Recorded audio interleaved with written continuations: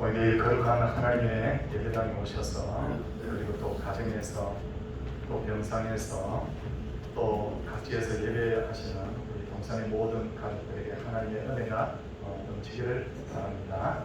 우리 옆에 분들과 잠시 인사하고 하나님 앞에 예배 시작하도록 하겠습니다. 네, 반갑습니다.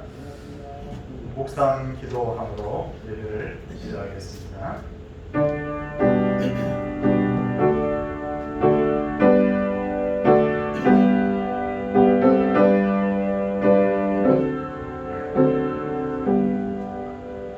여호와의 이름에 합당한 영광을 그에게 돌릴지어다. 예물을 들고 그의 궁정에 들어갈지어다. 아름답고 거룩한 것으로 여호와께 예배할지어다. 온 땅이여 그 앞에 떨지어다. 아멘. 사도신경으로 우리의 신앙을 고백하도록 하겠습니다. 나는 전능하신 아버지 하나님 천지의 창조주를 믿습니다. 나는 그의 유일하신 아들 우리 주 예수 그리스도를 믿습니다. 그는 성령으로 잉태되어 동정녀 마리아에게서 나시고 본디오 빌라도에게 고난을 받아 십자가에 못 박혀 죽으시고 장사된 지 사흘 만에 죽은 자 가운데서 다시 살아나셨으며 하늘에 오르시어 전능하신 아버지 하나님 우편에 앉아 계시다가 거기로부터 살아있는 자와 죽은 자를 심판하러 오십니다. 나는 성령을 믿으며 거룩한 공교회와 성도의 교제와 죄를 용서받는 것과 몸의 부활과 영생을 믿습니다. 아멘. 찬송 96장입니다.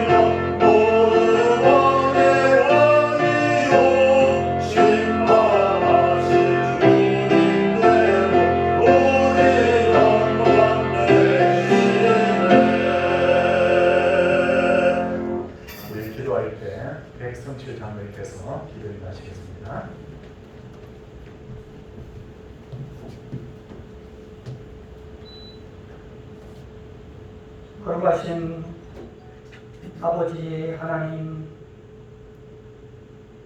이복된 성일 온 교회가 가정에서 침상에서 있는 처소처소에서 몸과 마음과 중심을 들여 예배 드리게 하심을 인하여 감사드리옵나이다.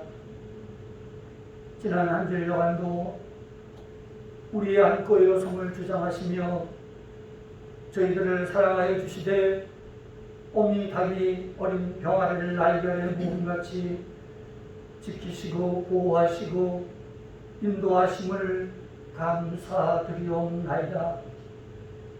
하나님, 이 은혜가 웬 은혜이고 이 사랑이 웬 사랑인지요. 이곳에 서울 동산교회를 주님 피로 값주고 세워주시고 이제를 통하여 영광을 거두어 주시는 아버지 하나님, 이 한 해 동안 교회가 계획하고 진행하고 있는 모든 일들 가운데 하나님 함께해 주시어서 하는 모든 일들로 인하여서 하나님의 영광이 드러나게 하시고 하나님 기뻐하시는 열매들이 풍성하게 열매 맺게 해 주시옵기를 기도하옵나이다.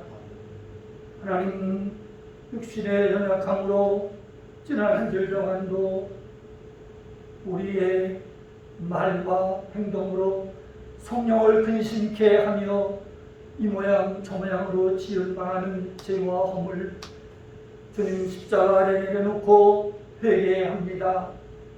동이 서가 먼 것 같이 우리의 죄가를 멀리하시고 우리의 모든 죄와 허물 동안해 주시옵소서. 아버지 하나님, 코로나19로 인하여서 전 세계가 신음하며 근심하고 있습니다.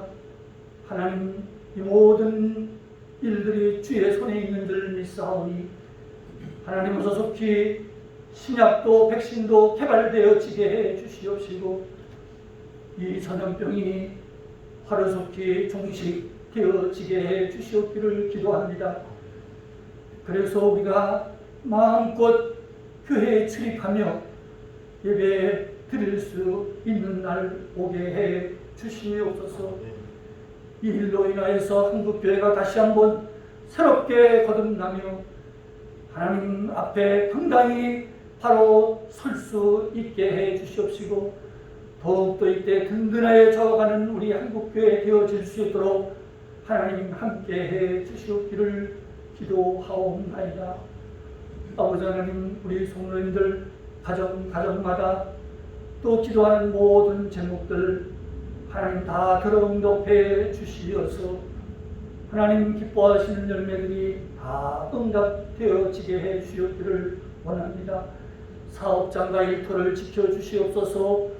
이때 많은 사람들은 힘들다고 하고 어렵다고 하지만 우리 서울 동산교회에 속한 우리 성도님들 하는 모든 사업장과 일터가 복되게 하시며 축복의 통로로 잘 되어지는 은혜가 넘쳐나게 해 주시옵기를 기도하옵나이다.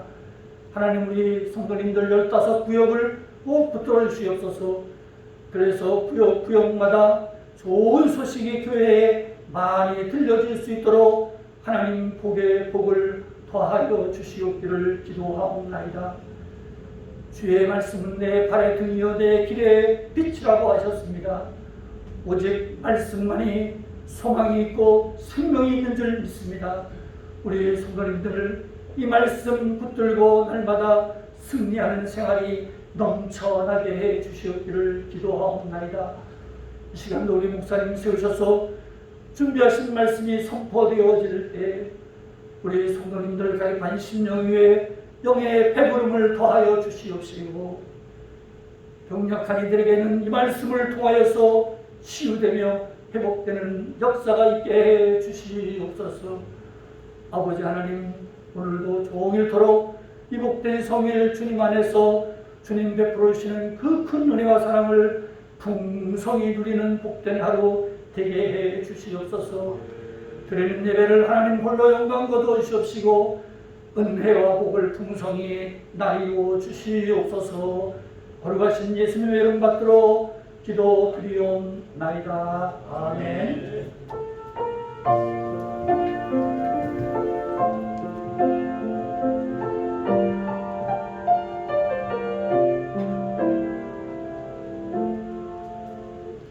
하나님의 말씀은 시편 73편 27절 28절 말씀입니다.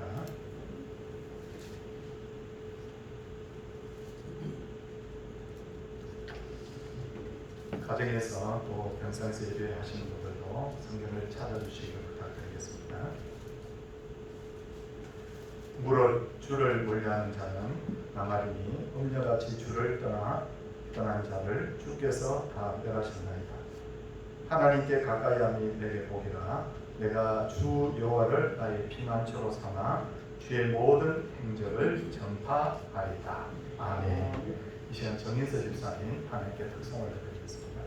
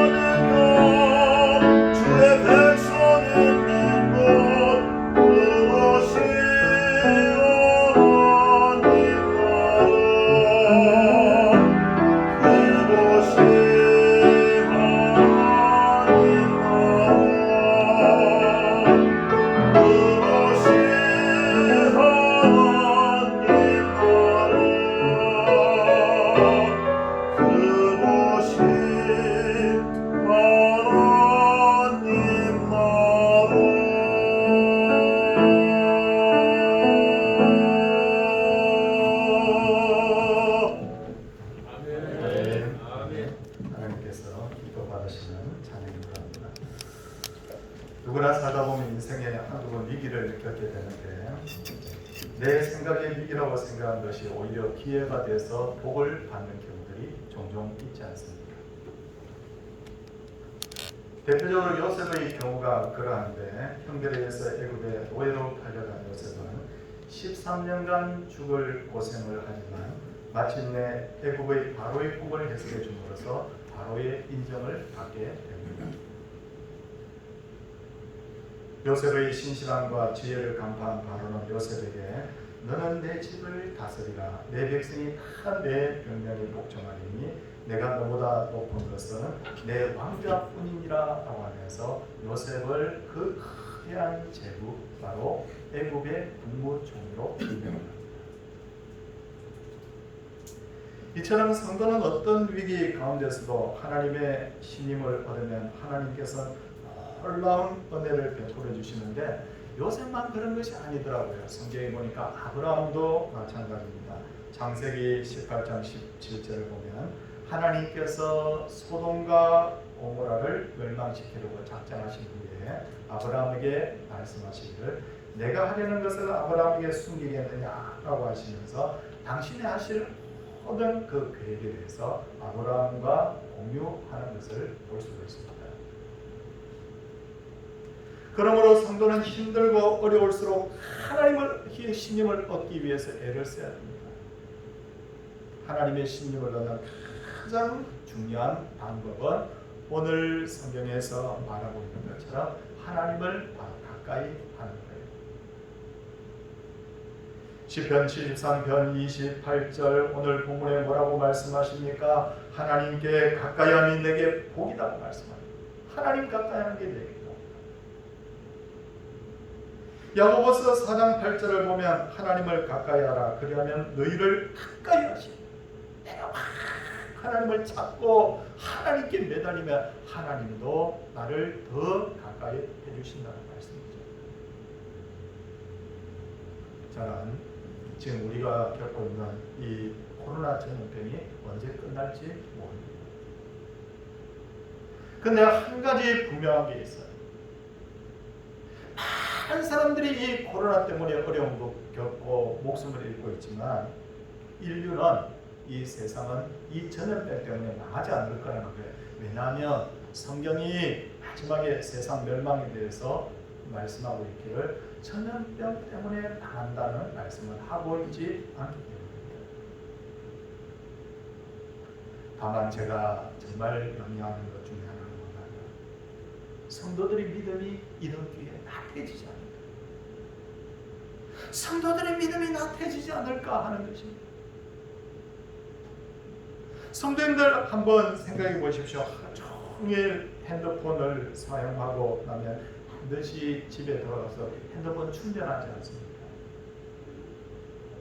그런데 핸드폰이라는 것이 충전을 하면 100번이고 1000번이고 정말 새벽처럼 사용을 할 수 있습니다.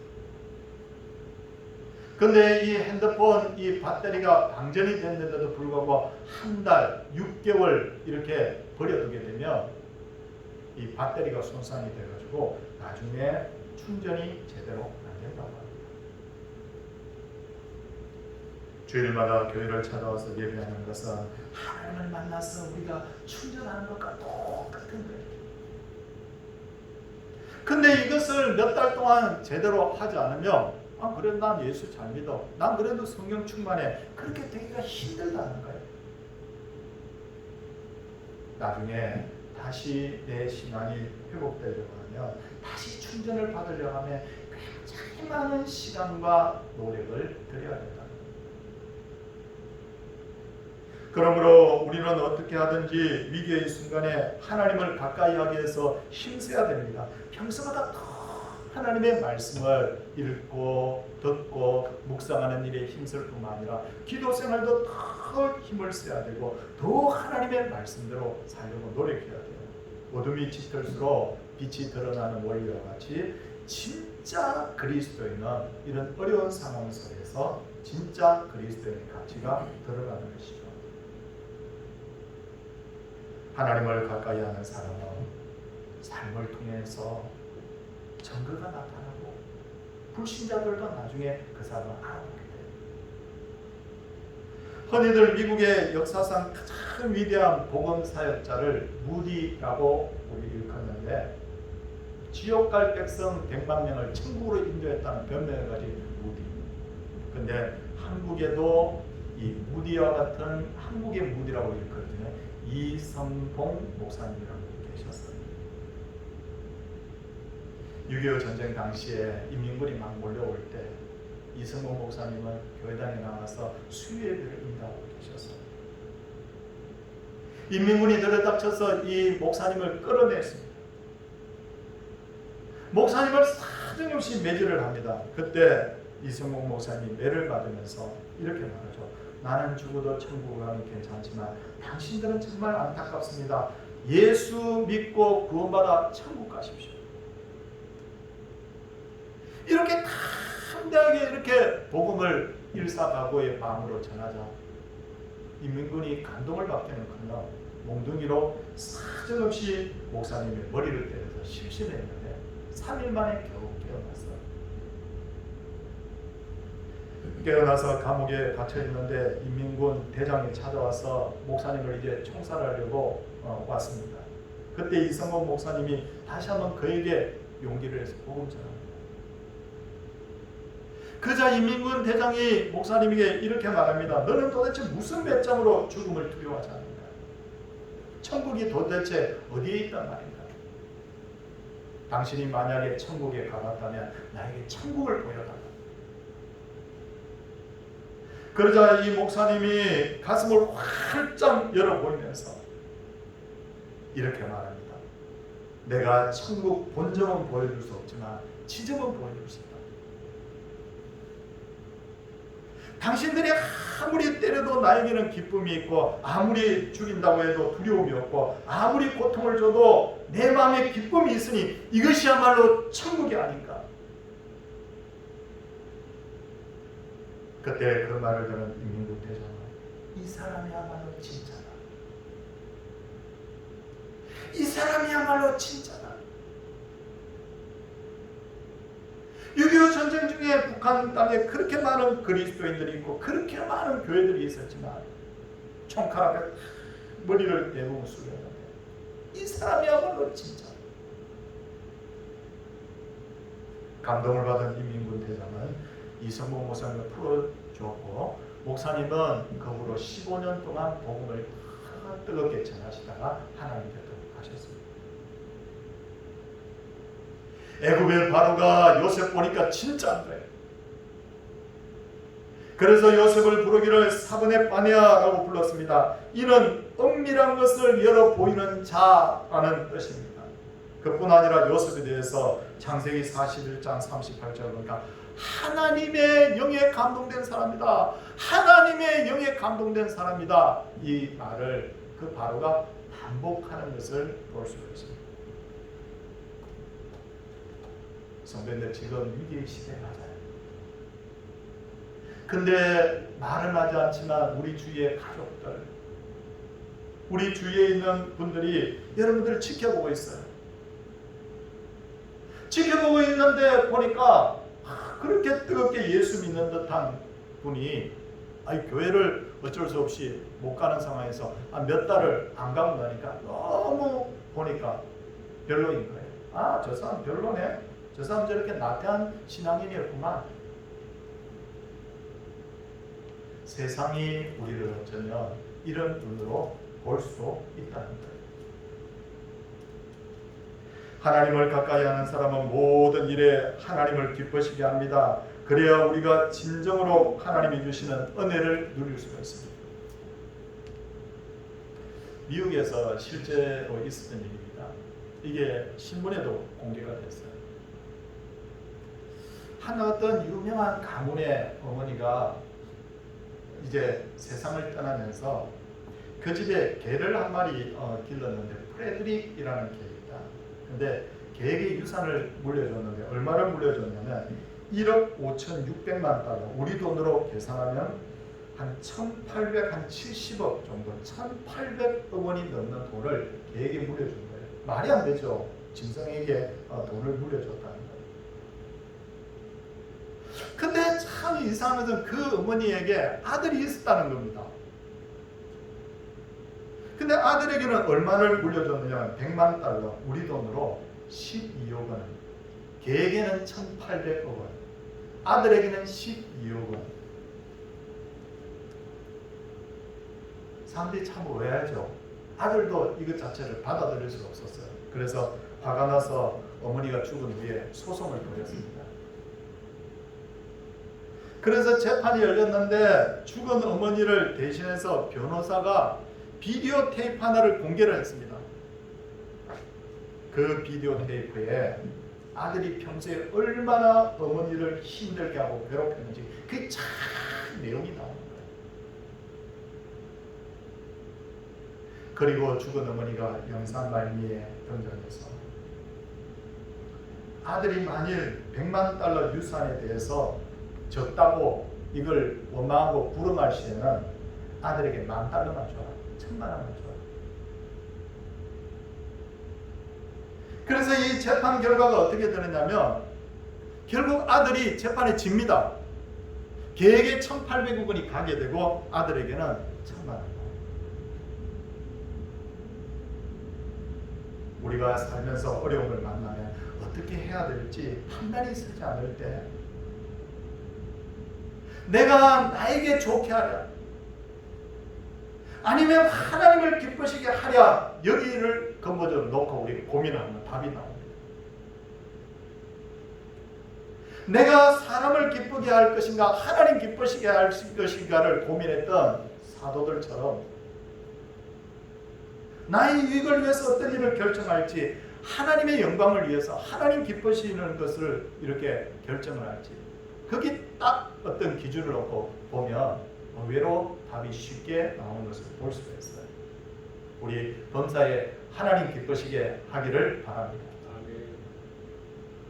하나님을 가까이 하는 사람은 어떤 경우에도 합력하여 선을 이루시는 하나님을 끝까지 신뢰합니다. 간혹 기복신앙을 가르치는 교회들이 있어요.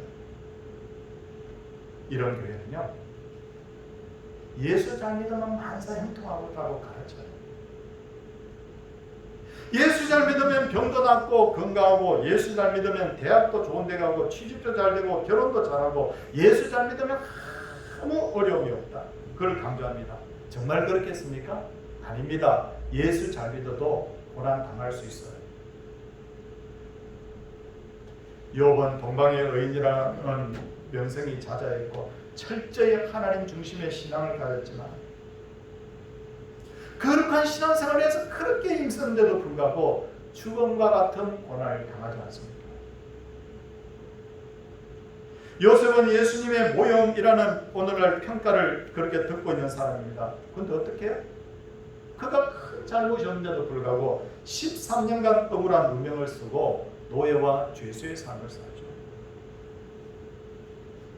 어디 그뿐입니까? 다윗은 어떻습니까? 하나님께 대한 충성, 사울왕에 대한 충성을 다했지만 약 10년간 쫓겨다니며 살았고 가정이 깨어졌고 가장 친한 친구도 그 기간에 결국 잃어버렸어요. 그러니까 신앙이 좋다고 해서 고난이 없는 게 아니라는 거예요. 어떤 사람 몸이 아프면 저 사람 죄가 있어 몸이 아프다 그렇게 볼 수가 없다는 거예요. 그렇다면 신앙의 수준이 높은 사람과 낮은 사람은 어떤 차이가 있는가? 정답은 그들은 어떤 경우에도 하나님을 끝까지 신뢰해요. 욥과 요셉과 다윗은 억울한 일을 당하고 죽음과 같은 고통을 당하면서 끝까지 하나님을 신뢰해요. 시편 40편 1절을 보면 위대한 다윗의 고백이 나오는데 나를 기가 막힐 웅덩이와 수렁에서 끌어올리시고 내 발을 반석 위에 두사 내 걸음을 견고하게 하셨도다 라고 그런 고백을 얻었습니다. 요즘 예수 잘 믿는 사람을 찾기가 힘들다고 하지만 주변을 둘러보면 참 오늘날에도요 어떻게 그렇게 참 신앙생활을 잘하는 분들이 어떻게 또 많은지 우리 학교 의대에 강의를 하시던 교수님 한 분, 젊은 교수님 한 분이 계셨어요. 근데 이 교수님이 좀 오래전에 이야기인데, 친구 3명하고 그 당시에는 좀 자가용이 많이 귀할 때인데 자가용을 한 대 사게 돼서 그 자가용 트렁크에다가 신나통을 2통인가 싣고 그렇게 가다가 그만 낭떠러지에 굴러버린 거예요. 그 차량에서 스파크가 일어나면서 쏟아진 신나에 불이 붙은 거예요. 제가 그 교수님한테 직접 들은 이야기. 친구를 그 불구덩이 속에서 본인은 뛰쳐나왔는데 친구가 막 안에서 소리를 지르는 것을 듣고 그 친구를 다시 꺼내기 위해서 다시 그 차량으로 달려가고, 어쨌든 그런 가운데서 친구 3명은 다 죽었습니다. 그리고 이 교수님은 전신에 화상을 입었어요. 너무 큰 화상이었기 때문에 치료를 하지 않고 병원에서 그냥 이렇게 약만 바르고 이렇게 붕대만 감아뒀는데 하루가 지나도 생명이 붙어 있는 거예요. 그때 의사들이 어쩌면 살 수 있을지도 모른다는 희망을 가지고 수십 번 수술을 합니다. 근데 이런 가장 약한 부분들, 이런 부분들 다 눌러붙어가지고 뭐 재생이 불가능하고요. 뭐 피부 조직을, 허벅지 피부살 떼서 얼굴에 붙이고 막 갖가지 방법을 쓰고 그렇게 되었지만 완전히 얼굴이 괴물처럼 되어버렸어요. 간병하는 아내는 충격과 가로로 쓰러져 죽었고, 어린 아들 하나가 있는데 괴물의 아들이라는 말을 들으면서 자랐다고 합니다. 건강이 사라졌어요. 교수라는 직책이 사라지고 아내가 죽고 모든 게 다 사라졌다고 했어요. 근데 이 교수님이 참 신앙인이라고 보는 것이 하나님을 원망하지 않는다. 그 눌러붙은 몸을 껴안고 살면서도 하루 종일 침침한 그 방구석, 빛이 들어오지 않는 곳에 누워서 신음하면서 하나님을 원망하지 않아요. 나중에 몸이 좀 회복되면서 사람들에게 감동을 주는 그런 어떤 일들을 많이 하게 되는데, 이분이 나중에 재혼을 하게 되고요. 그 괴물의 아들이라고 이야기를 들었던 그 아들이 잘 자라서 서울대학에 들어갑니다. 그리고 생태학교를 지어서 제가 한번 찾아봤어요. 그분 뭐하고 있는가 하고. 근데 생태학교를 지어가지고 거기서 어린아이들을 가르치고 그렇게 노년을 보내고 계시더라고요. 지금 돌아가셨는지 모르겠습니다. 책도 나오고 했더라고요. 전도서 5장 2절을 보면, 너는 하나님 앞에서 함부로 입을 열지 말며 급한 마음으로 말을 내지 말라. 하나님은 하늘에 계시고 너는 땅에 있습니다. 사람은 큰 고난을 당하면 나는 망했다, 나는 실패했다, 다른 사람이 고난 당하는 보면 저 사람 끝장났다 그렇게 말합니다. 그렇게 말하지 말라는 거예요.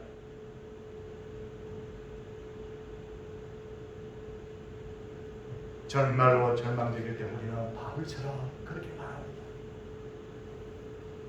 이 사망의 몸에서 누가 나를 건져내냐.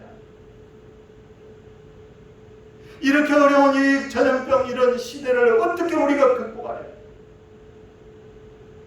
하나님 어떻게 하면 좋겠습니까? 그때 하나님은 말씀합니다. 내가 건져내겠다.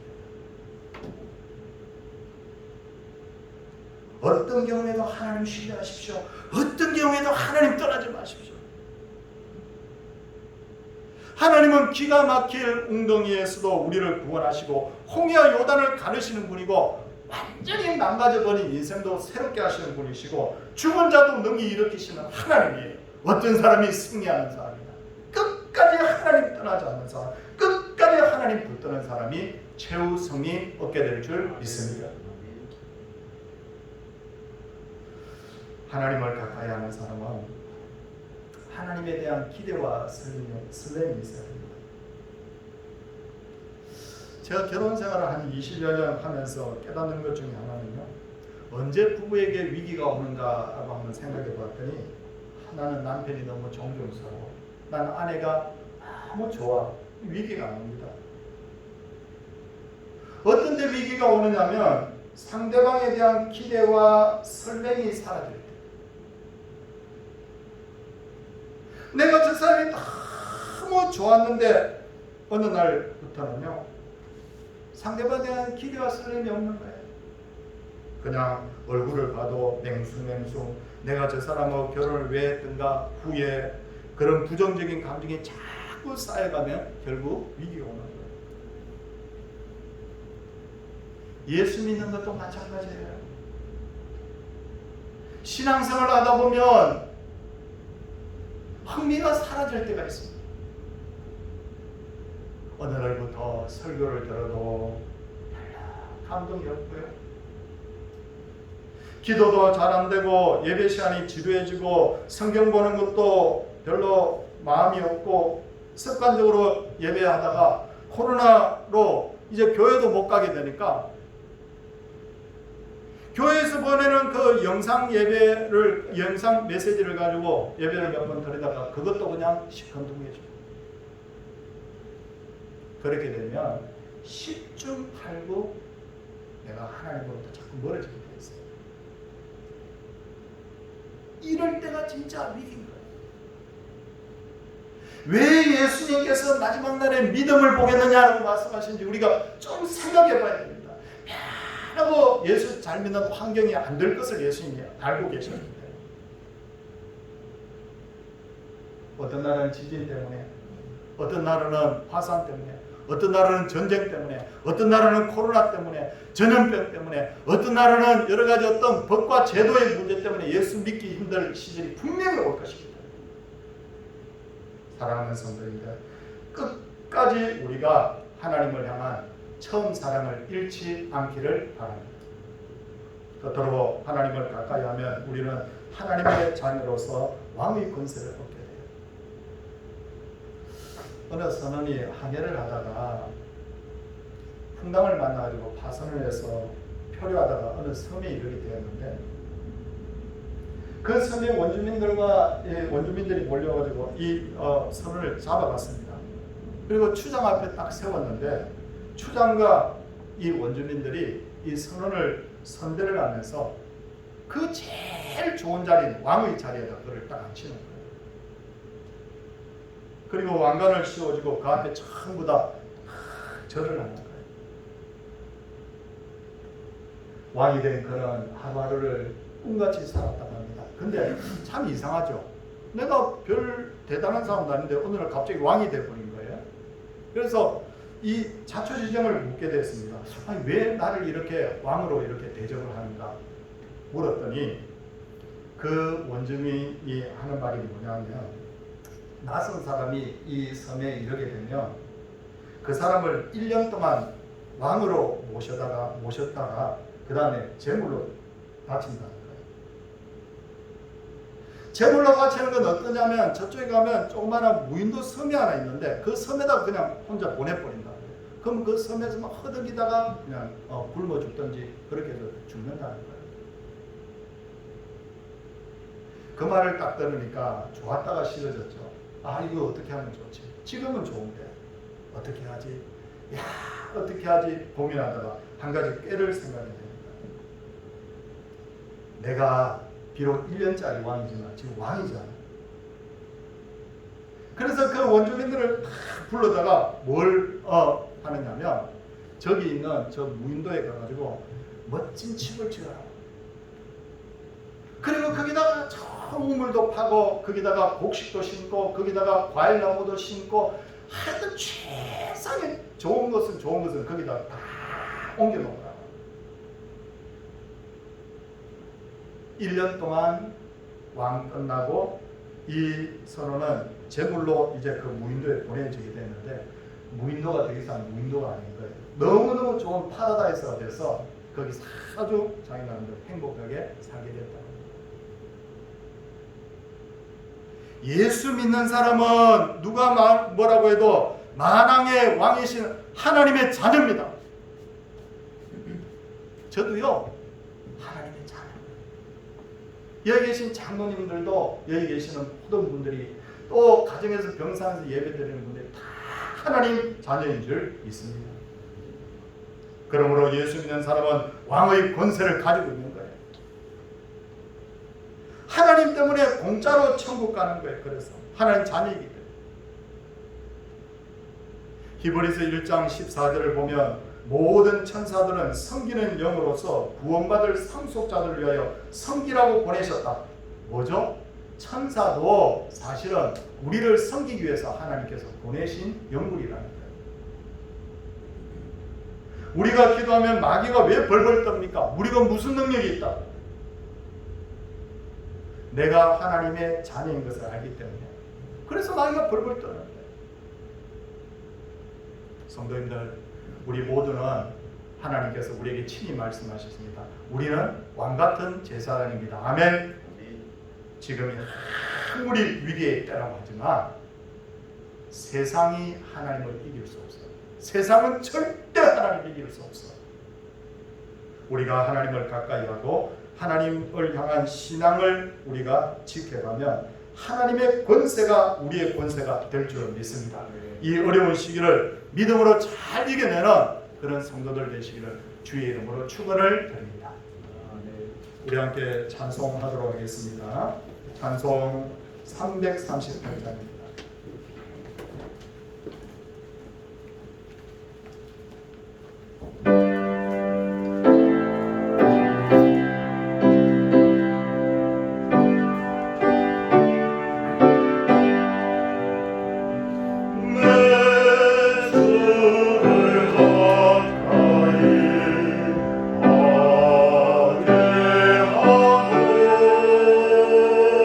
십자가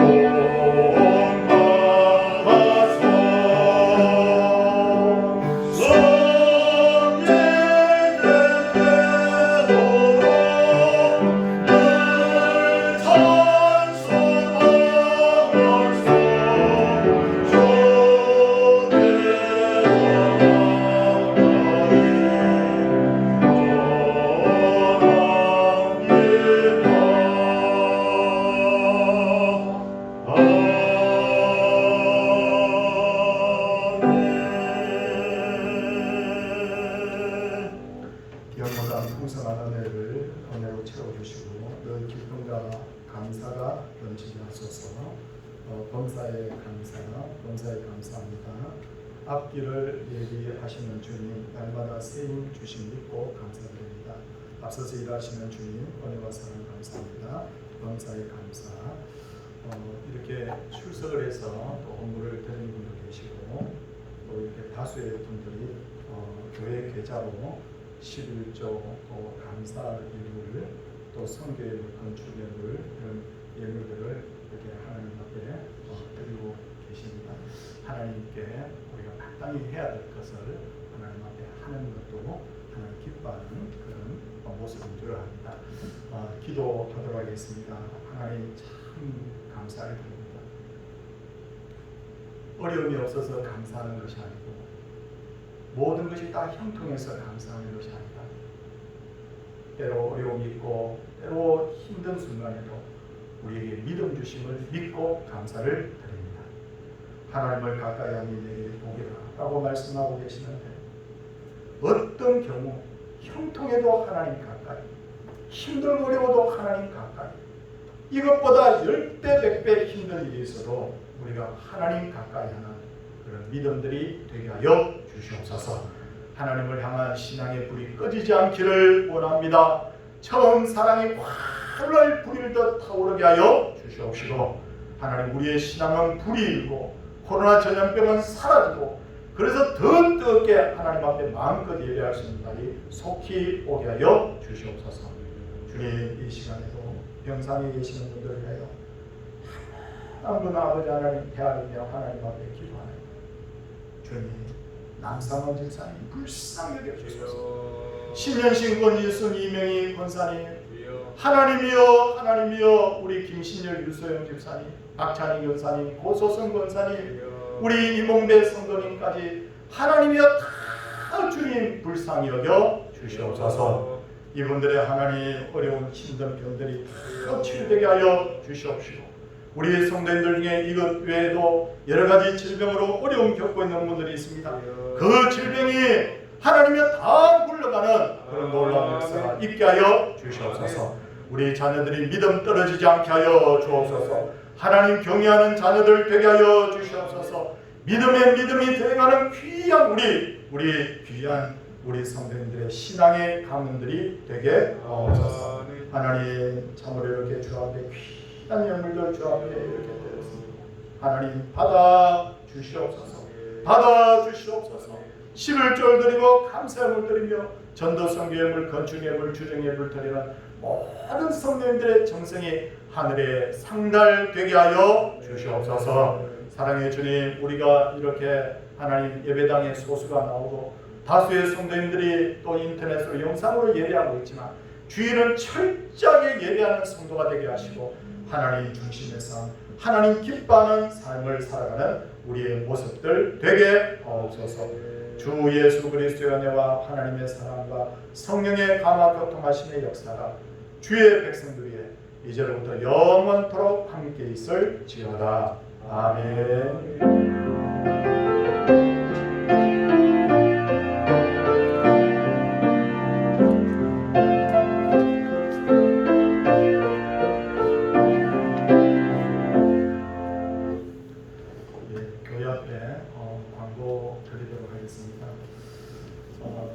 이렇게 영상으로 예배 드리는 가운데서도 또 우리가 하나님 앞에 해야 될 도리를 다하며 이렇게 예배하고 또 하나님 앞에 헌물을 이렇게 드리는 귀한 성도들의 모습을 정말 하나님께서 기뻐하실 줄 압니다. 아울러 우리가 꼭 기도해야 될 제목들이 있습니다. 우리 남상원 집사님은 제가 여러 번 주중에도 전화를 하고 해도 전화 통화가 어렵습니다. 어려운데 어제 제가 자녀하고 잠깐 통화를 했는데 호스피스 이제 그런 돌보는 곳으로 옮겼다고 해요. 옮겼고 컨디션이 조금 좋았다가 또 조금 나빠졌다가 뭐 이렇게 하신다고 하는데 우리 성도님들께 이 내용을 제가 광고를 드리는 것은 끝까지 우리 남지사님 그리고 기도해 주십사 부탁을 드립니다. 이외에도 제가 방금 명단을 쭉 부르며 기도했던 분들 병이 완전히 낫기를 위해서 함께 기도해 주시고 우리 성도님들이 코로나 이 전염병 때문에 또 생계에 어려움을 겪지 않도록 또 교회도 또 어려움이 없도록 우리 성도님들 서로 축복하며 오히려 이 어려울 때일수록 한마음 되어서 잘 섬겨주시기를 부탁을 드리겠습니다. 이제 옆에 분들하고 같이 한번 인사하겠습니다. 가정에서 또 병상에서 예배하는 분들도 옆에 분들과 인사하겠습니다. 할렐루야, 할렐루야.